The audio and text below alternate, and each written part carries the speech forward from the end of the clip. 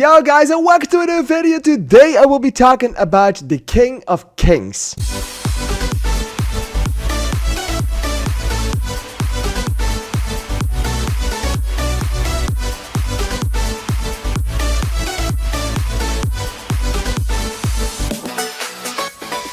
Alright, so in the beginning of this year, or actually maybe somewhere in the middle of it, I don't know, somewhere this year, a movie came out in the United States that was called The King of Kings. It was an animated film about Charles Dickens telling a story to his son Walter, and the story was the story of Jesus Christ. And when I heard that idea, I was kind of into it because, Gods of Egypt is a really great film. Not Gods of Egypt, The Prince of Egypt. Jesus Christ, sorry for that. The Gods of Egypt is not a great film. But The Prince of Egypt is a really good film that is talking about some stuff out of the Bible. So I thought, maybe we're gonna get something of that. And I was impressed or intrigued by the idea of having Charles Dickens tell the story to his son. That felt like a stretch to me, but it felt like a stretch that could be saved by just a fantastically good time. And you can't say anything about the story because the source material where this comes out of is good. It's the greatest story ever told if you're a Christian or if you are a believer. I personally do not believe in God, so I do not know. I know for certain that aspects out of the Bible happened for real, maybe even events, but I personally don't believe that a blind man could see all of a sudden. There is a gray line in there. Something like that might have happened, but the man probably wasn't blind. I have no idea. I'm a realist. I don't know stuff like that, but I'm always intrigued by stuff that comes out of the Bible and stories from the Bible because there's always a feeling that you can get from them, and that feeling and that sense of hope and that thing to believe in is what I strongly believe in. Don't know what it's called. I don't believe in God. I believe in the belief in someone, to hold on to something and to hold on to someone and to have someone to talk to have someone to make sure that you can always go to if you need a talk or something like that. That's what I believe in. So for a lot of people, that's the Bible, that's God, that's Jesus. And I strongly like that idea of having something like that, and to have more stories about that story is incredibly interesting. I still need to see Mel Gibson's The Passion of the Christ. I have never seen it, but I am extremely excited for watching that film. But I am even more excited to see The Resurrection of Christ and The Resurrection of Christ Part 2, that both coming in 2027, I guess. It's a two-parter film, one every 4 months, I guess. They were both coming out in the same year. It's the same thing as with the Beatles. But two less films, that being said. Alright, so there's something with that. I always liked a story like this. I loved The Prince of Egypt, as I just said. I loved Journey to Bethlehem from 2 years ago, but, we are all aware of the fact that it's only due to the fact that Good to Be King is a fucking awesome number, and that I still listen to, by the way, because it's good to be king. It's just phenomenal. But now, let's start talking about the King of Kings. Because, of course, the story, it's great. We know it's great. We have seen it before.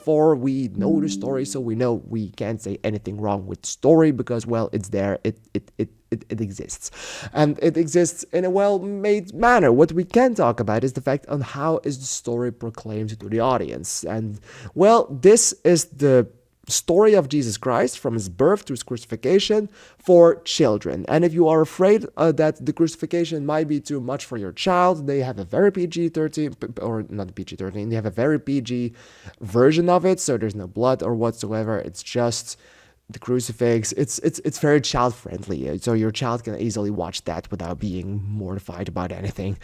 So there's that, and the story of Jesus Christ actually is told very faithfully, which I liked. Things out of the Bible, things I didn't even know, are all in there and are all told in a very safe way. It's a very safe film. It's a film that doesn't take any risks. It's just the entire story from A to Z in perfection because, they don't deviate from anything. It's just a faithful adaptation. There is also the added thing of course, Charles Dickens and his son, which was added probably for some reasons of having that story of hope and having the story of the king and having the story of someone to look up to see it represented to someone directly, someone to root for.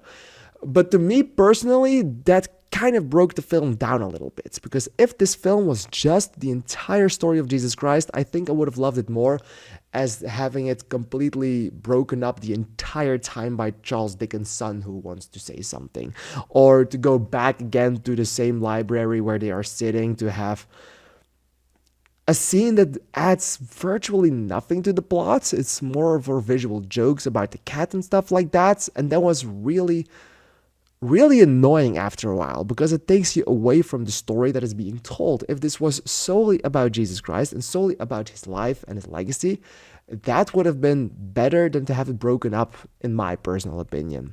I also think the animation is a little cheap, or at least feels a little cheap. In certain moments, it's really noticeable, especially with some of the side characters that aren't fleshed out enough, in my opinion. Fun fact, Jesus Christ does not have nipples. Just saying that. Look at it when he's when he's on the crucifix. That I didn't personally see it, but I saw a review on Letterboxd saying it, and I thought that was genuinely incredibly funny. So that's why I give it to you. So you have something to look forward to if you watch the film, if you haven't seen it already. So there's grace in that, and even though the animation is not always stunning, it's still solid enough to have a good time for children. I think children will eat this film up, especially because of those cut-up scenes with the cat. I think the cat will do a lot for the children and for the attention spans of the children. But I do also think that this is a pretty faithful adaptation that does nothing wrong. Did I want them to make a few more risks? Probably, yeah, but they couldn't have changed the story because, well, it's the story out of the Bible, so you have to put it faithfully in there. And faithfully is also a great word to describe this entire film, because this film and its message about having faith is just very well written. Like, the Bible has a lot of that. And I think the movie also succeeds in bringing over that faith that you need to feel for what you want to get from the film starring Jesus Christ in the lead role about his life. You want to have that feeling of faith, and that is absolutely present in this film. Me personally, I liked what I saw because it was that faithful, because it was so safe in a way, but I kind of wanted them to make more risks, or make not risks in terms of the story, but more risks in terms of their animation, or what they did with it, or what they did with the source material, and how they proclaimed it. Like, they could have trusted themselves with just making this about Jesus Christ and his journey, and not have it cut up by Charles Dickens and his son.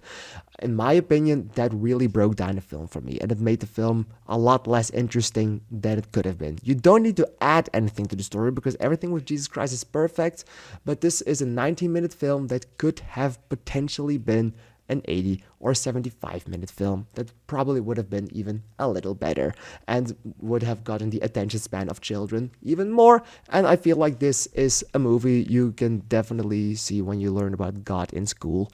I think it's faithful enough for that, and I think it's a very good representation. Just not entirely for me, but it also did nothing extremely wrong. In the end, I'm going to give The King of Kings 3 stars.